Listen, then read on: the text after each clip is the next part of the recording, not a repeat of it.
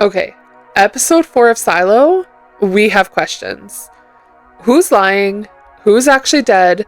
And why does every character suddenly feel like a suspect? Grab your coffee, we're going full conspiracy board. So we're going to start with the before times. We see Helen and Daniel looking for answers, and it leads them to one of his old contacts. They used to serve together. I think they were even in a military band. And his name is Sam. Very interesting character so far. Yeah, and in the initial kind of conversation that they're having, there's a few red flags about Sam that I think most people might miss on the first watch. When you first watch, it seems like he's just asking, like, what do you mean? What are you looking into? And sounds really surprised, like, oh, you're, looking into the mission. And afterwards, Daniel says there's a recording that we heard. And Sam goes, what did you hear? Yeah. What did you hear? Because he also switches up really quick. So in the beginning, he's like, I have a wife, I have kids, I have my own sister. Like, what do you mean I can't take that risk? But then it was kind of like, tell me more. Yeah, and I thought it stuck out to me, the part where he's like, what did you hear? What did you hear? Yeah. If he was actually, told to have this conversation with him, and if he knew already the details of it, but needed to know what he heard on that recording. Because again, it was an analog recording. This isn't something they can just hack and see what he heard. They would have to actually ask. And who better than a trusted friend? Yeah, and we already know that Helen and Daniel have been followed because Helen pointed out she saw the same man the day that she got fired from the Times, and he was there when they were going to talk to Sam. Yeah, and when Sam leaves after telling Daniel no, that he wouldn't do that to his family, and that, this is his job and his livelihood, and they get, lie detector tests, he walks away, and there's kind of a zoom out scene of him, and it looks very, just a regular guy, wiping his eyebrow, touching his nose. Or is that a symbol? Like a signal to the man that ends up walking up to Daniel and Helen, who's very aware of the situation.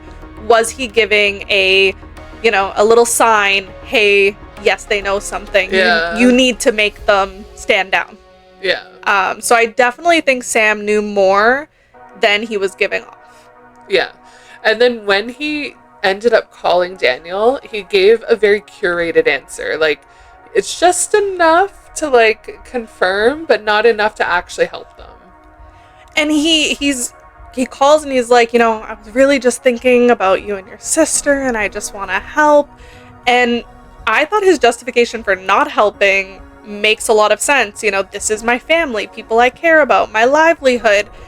To have a change of heart afterwards seems, a little bit suspect. Like, maybe this is actually a ploy and this is a trap for Daniel and Helen too, because Helen's staying at her ex-boyfriend, so maybe they're not able to find her, and in order to get the two of them together to take care of this problem that they have, he's kind of the volunteer that's like, yeah, let me just tell them I have more information and bring them to wherever you need.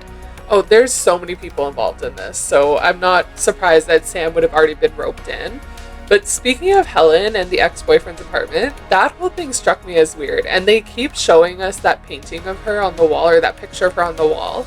And I'm like, can they see through that picture? Like, because I know in the silo, like, they can see through the mirrors, right? Yes. So is there some sort of tech that is spying on them? Was the boyfriend compromised because he's a world-renowned journalist as well, right? So... Well, and even that man made the point of saying, have you followed up on her fraud and why she was fired from her job? And we see Daniel kind of Googling an article about it, but not really digging in too deep. And she was even saying, we're going to be followed to see if we listen to what they say. And then Daniel knocks on her door and he's like, Sam has information for us. We need to go. And if you're scared about people listening in on you, you'd think you'd be like, hey, that thing we discussed. Follow me, a little bit more secretive, or a little, closer to the vest. So it definitely seems at minimum naive, but I wouldn't be surprised if Helen's a little more involved than we think. So another action-packed week inside the silo. And it seems like maybe Robert Sims isn't the bad guy.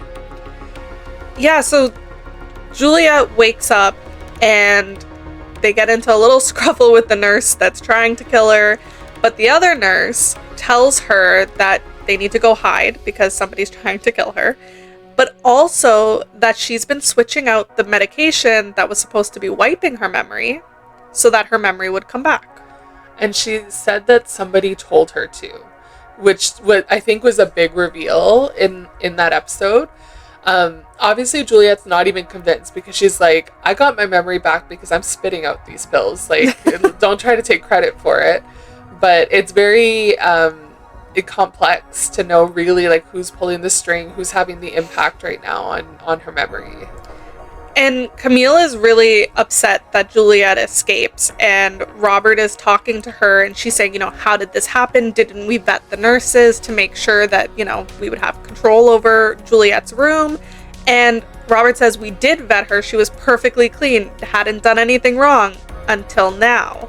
And that just seems really convenient that he picked the nurse that would be in that room, who just so happens to be the same nurse that was changing her medication because somebody told her to.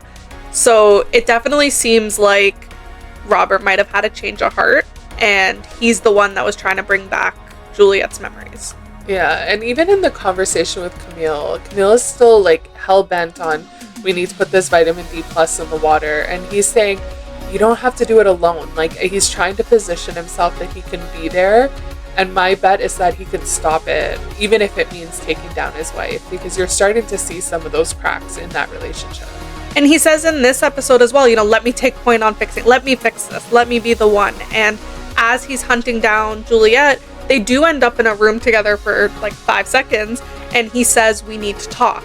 A huge flip from when Juliette tried to talk to him, and he said, you don't remember what you did to my family? And that seemed like he was so upset at what they did, but really, maybe he was testing her memory because he knew it could be coming back. Yeah. So he was actually fishing for, do you remember? Like, do you actually have those memories of what happened? Is what I'm doing working in switching the medication? So I think we kind of got our clue a couple times this episode that he's the one bringing back her memories. Yeah. And that brings to the big reveal at the end of the episode, where we saw that Bernard is actually still alive, and it seems like he's under the care of Sims. So obviously he told something to Sims and maybe lifted the veil a little bit in terms of what that AI is capable of and some of the protocols it'll take. Yeah, so we know Sims is really down below, past where they said that they filled up the hole and that they blocked it off. We don't see him with anybody, he's alone, but we know that Sims was vying really hard to be Bernard's shadow. He was that right-hand man, essentially, right? He was willing to do anything for him. He wasn't in the know, and we saw Bernard kind of say that to him a couple times, like, you don't really know what you're getting yourself into, or you're not prepared for this. But we don't know what's happened in between then and now. We don't know if Lucas Kyle has told him something to kind of fill him in, but Sims definitely seems like he's running his own game aside from his wife. Yeah. And I think there was a lot of symbolism in the fact that they had all these corridors, all these like areas that are unknown in the silo. We literally are at the tip of the iceberg. And I think Lucas Kyle is the only one that's really had a chance to roam freely in that area because he was undercover. And then obviously there's a whole place that Bernard is there, which I'm sure he's feeding some information to the two of them. Yeah, and I thought it was an interesting episode for Lucas Kyle as well, where we kind of get to see the opposite, right? Nobody wanted to believe that the outside could be survivable or beautiful because they'd never seen it before. But now that that hope is in them, we're seeing that it's going to be a lot harder than you think to convince them that it's actually not safe. So even though they know that it's not survivable and that the air is not good, once you've given people hope, it's going to be really difficult to convince them that they didn't see what they thought they saw. Yeah, it's definitely a confirmation bias, right? Like, yeah. And there's definitely still that risk of that rebellion returning. And even though they know the truth, it might be a little more difficult to stop.